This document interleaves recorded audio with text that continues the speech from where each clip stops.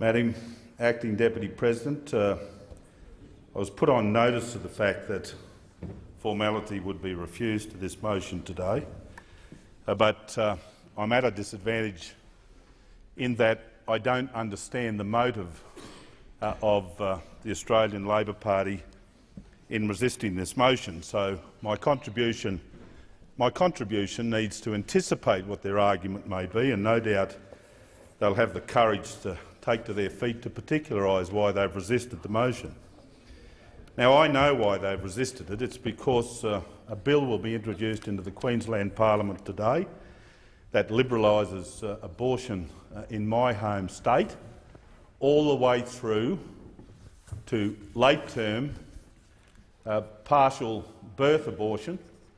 And we all know what that involves. That's the partial birth of a child before instruments are applied to its cranium and it's crushed a minute or so from birth.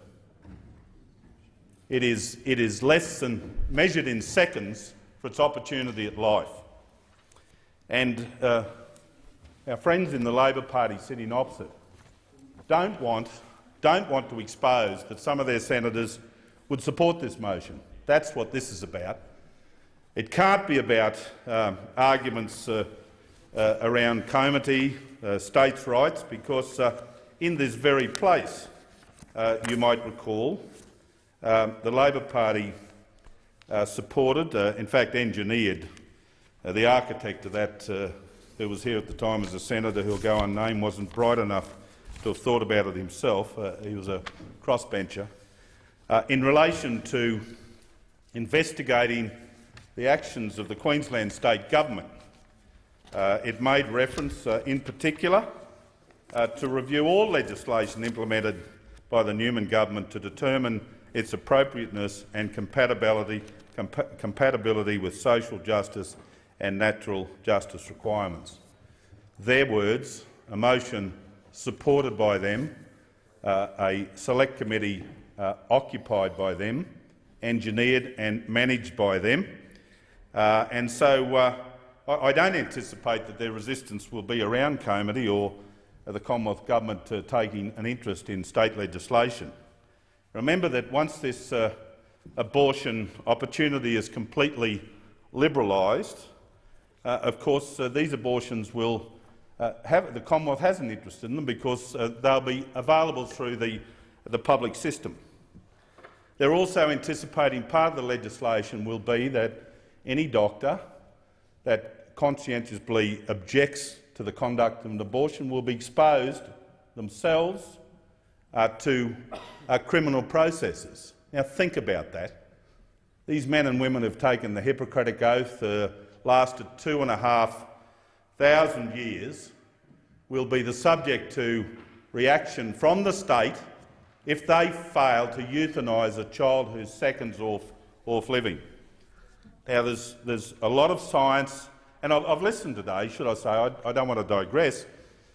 We've got the Greens who will support, obviously, this lack of formality, arguing about a child in menace, someone whom I have great sympathy for.